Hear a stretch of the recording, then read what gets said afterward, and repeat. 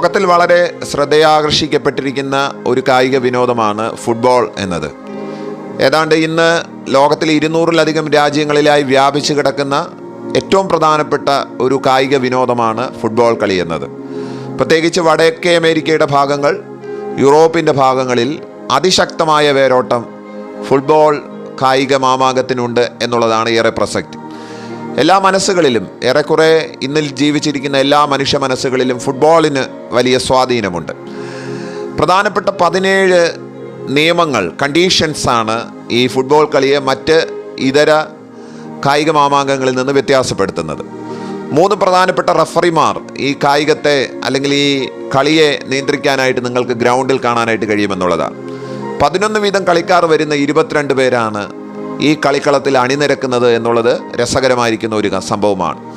ഒരു ചെറിയ ബോളിൻ്റെ പുറകെ ചിലർ ഗോളടിക്കാനും എന്നാൽ ചിലർ ഗോളിനെ പ്രതിരോധിക്കാനുമായി ചലിക്കുന്നതാണ് നമുക്ക് കാണാനായിട്ട് കഴിയുന്നത്.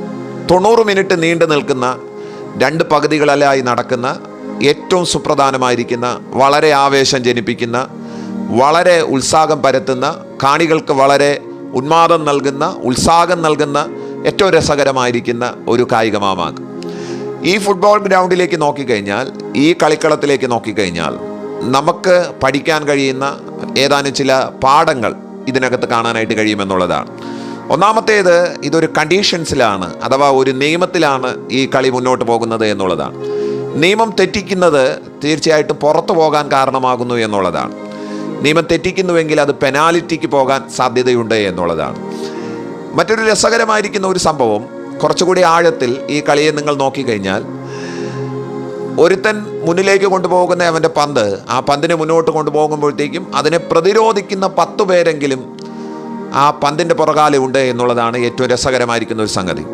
ഒരാളെ പ്രതിരോധിക്കാൻ 10-ലധികം ആൾക്കാർ ആ കളിക്കളത്തിൽ നിൽക്കുന്നു എന്ന് പറയുന്നത് ചെറിയൊരു കാര്യമല്ല.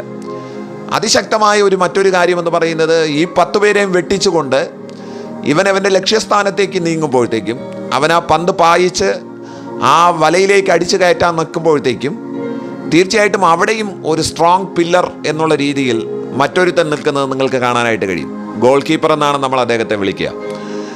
ഇവൻ വളരെ ഉത്സാഹത്തോടുകൂടെ, ആവേശത്തോടുകൂടെ മറ്റു 10 പേരെയും വെട്ടിച്ചും തിരിച്ചും കൊണ്ടുവന്ന ഇതിനെ ഗോൾ പോസ്റ്റിൽ നിൽക്കുന്ന ആ മനുഷ്യൻ തൻ്റെ ശക്തി കൊണ്ട് അവൻ കൊണ്ടുവന്ന ഈ പന്തിനെ തടഞ്ഞു നിർത്തുകയാണ് ചെയ്യുന്നത്. നമ്മുടെ ജീവിതത്തിലും ഈ കളിക്കളത്തിൽ നിന്ന് പഠിക്കാനുള്ള ഒരു പാഠമുണ്ട്. അതെന്താണെന്ന് ചോദിച്ചു കഴിഞ്ഞാൽ, പലരുടെയും ഇടയിൽ കൂടിയാണ് നമ്മൾ നമ്മുടെ ജീവിതം നയിക്കുന്നത്. നമുക്ക് പ്രതിരോധം തീർക്കുന്ന ഇഷ്ടം പോലെ ആൾക്കാർ നമ്മുടെ ജീവിതത്തിനകത്തുണ്ട് എന്നുള്ള കാര്യം മറന്നു പോകരുത്. ഒന്നല്ല, 10-ലധികം പേർ ഉള്ളതുപോലെ തീർച്ചയായിട്ടും നമ്മുടെ ജീവിതത്തിൽ ഏറെക്കുറെ അതുപോലെ അതിനേക്കാൾ കൂടുതലും കണ്ടേക്കാം എന്നുള്ളതാണ്. ഇവരെയൊക്കെ നുഴഞ്ഞും അവരുടെ ഇടയിൽ നിന്നൊക്കെ സ്കിപ്പായാണ് നമ്മുടെ ലക്ഷ്യസ്ഥാനത്തേക്ക് നമ്മൾ നീങ്ങേണ്ടുന്നത് എന്നുള്ളതാണ് ഫുട്ബോൾ കളി നമ്മളോട് പറയുന്ന ഏറ്റവും വലിയ കാര്യമെന്ന് പറയുന്നത്. അതിനേക്കാൾ രസകരമായിരിക്കുന്ന ഒരു സംഗതി എന്ന് പറയുന്നത്, ഇങ്ങനെ പലതും നമ്മൾ പലവരിൽ നിന്നും വെട്ടിച്ചും ഒഴിച്ചുമൊക്കെ ലക്ഷ്യസ്ഥാനത്തേക്ക് പായുമ്പോൾ പലപ്പോഴും നമ്മൾ ഉദ്ദേശിക്കുന്ന സംഗതികൾ നടക്കാറില്ല എന്നുള്ളതാണ്. നമ്മൾ വളരെ ആവേശത്തോടുകൂടെ ആ കളിക്കാരൻ ഗോൾ പോസ്റ്റിലേക്ക് പന്തടിച്ചു കയറ്റുമ്പോൾ അതിനെ തടയാൻ ഒരുത്തൻ നിൽക്കുന്നത് പോലെ പലപ്പോഴും നമ്മുടെ ലക്ഷ്യങ്ങൾ പൊളിയാറുണ്ട്. അത് വാസ്തവത്തിൽ പിന്തിരിയാനുള്ള ഒരു വസ്തുതയല്ല. ഈ മനുഷ്യൻ 100-ഓ 10,000-ഓ തവണ ശ്രമിക്കുമ്പോഴാണ് ഒരു വട്ടം ആ വല കുലുങ്ങുന്നത് എന്നുള്ളത് വളരെ കൗതുകം നൽകുന്ന ഒരു വസ്തുതയാകുന്നു. സഹോദരങ്ങളെ, എപ്പോഴാണ് നമ്മുടെ ജീവിതത്തിൽ ഒരു മഹത്തായ വിജയം ഉണ്ടാകുന്നത് എന്ന് ചോദിച്ചു കഴിഞ്ഞാൽ, എപ്പോഴാണ് കാണികൾ എഴുന്നേറ്റ് നിന്ന് കൈയടിക്കുന്നത് എന്ന് ചോദിച്ചു കഴിഞ്ഞാൽ, വളരെ ലളിതമായി പറഞ്ഞു കഴിഞ്ഞാൽ, ഈ 10-11 പേരെ വെട്ടിച്ച് അവനവൻ്റെ ലക്ഷ്യസ്ഥാനത്തേക്ക് കൊണ്ടുചെന്ന് അവിടെ സ്ട്രോങ് പില്ലറായി നിൽക്കുന്ന ആ ഗോൾ കീപ്പറെയും പറ്റിച്ചുകൊണ്ട്, അല്ലെങ്കിൽ അവനെയും അന്താളിപ്പിച്ചുകൊണ്ട് അവൻ്റെ പന്ത് ആ ഗോൾ പോസ്റ്റിലേക്ക് അടിച്ചു കയറ്റുമ്പോഴാണ് ആ ലക്ഷങ്ങളായിട്ട് നിൽക്കുന്ന കാണികൾ, 50,000-ന് മുകളിൽ വരുന്ന ആ കാണികൾ എഴുന്നേറ്റ് നിന്ന് കൈയടിക്കുന്നത്. എപ്പോഴാണ് നമ്മുടെ ജീവിതത്തിൽ മഹത്തായ ഒരു വിജയമുണ്ടാകുന്നത്? തീർച്ചയായിട്ടും ഇതുപോലെ തന്നെയാണ് നമുക്ക് നേരെ, നമ്മുടെ ലക്ഷ്യങ്ങൾക്ക് നേരെ പ്രതിരോധം തീർക്കുന്ന, നമ്മുടെ മുന്നേറ്റങ്ങൾക്കെതിരെ പ്രതിരോധം തീർക്കുന്ന, നമ്മുടെ ലക്ഷ്യസ്ഥാനത്തേക്ക് നമ്മൾ എത്തുന്നതിന് വിരോധമായി പ്രതിരോധം സൃഷ്ടിക്കുന്ന 100 കണക്കിന് ആൾക്കാർ നമ്മുടെ വട്ടത്തുണ്ട്, നമ്മുടെ ചുറ്റുവട്ടത്തുണ്ട് എന്ന് മനസ്സിലാക്കണം. പലപ്പോഴും നമ്മളെ അവർ തള്ളിയിടാൻ ശ്രമിക്കാറുണ്ട്, ഫൗൾ ചെയ്യിപ്പിക്കാൻ സാധ്യതയുണ്ട്. നമ്മൾ കൊണ്ടുവരുന്ന നമ്മുടെ ലക്ഷ്യങ്ങളിൽ നിന്ന് നമ്മളെ ഇടിച്ച് താഴെയിടാൻ സാധ്യതയുണ്ട്. നിങ്ങൾ ഫുട്ബോൾ ഗ്രൗണ്ടിൽ അത് കണ്ടിട്ടുണ്ട്.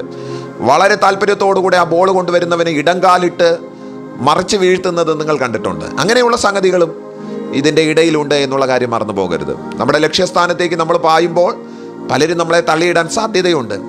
അതിൻ്റെ അർത്ഥം അവിടെ നമ്മൾ പരാജയപ്പെട്ടു എന്നല്ല. എഴുന്നേറ്റ് നിന്ന് പിന്നെയും ആ ലക്ഷ്യത്തിലേക്ക് നീങ്ങുന്നവനാണ് ആ വല കുലുക്കാനായിട്ട് കഴിയുന്നത്, അഥവാ ഗോൾ പോസ്റ്റിലേക്ക് അവന് ഗോൾ അടിക്കാനായിട്ട് കഴിയുന്നത്. എന്നതുപോലെ ജീവിതത്തിൻ്റെ തടസ്സങ്ങൾ കണ്ട്, പ്രതികൂലങ്ങൾ കണ്ട്, നമ്മളെ തടസ്സപ്പെടുത്തുന്നവരെ കണ്ട് ആ ഗ്രൗണ്ടിൽ നിന്ന് മാറുകയല്ല നമ്മുടെ ഉത്തരവാദിത്വം എന്ന് പറയുന്നത്. മുന്നോട്ട് പോകുക എന്നുള്ളതാണ്. എപ്പോഴാണ് നമ്മുടെ വിജയം മഹത്തായ വിജയമായി മാറുന്നത്?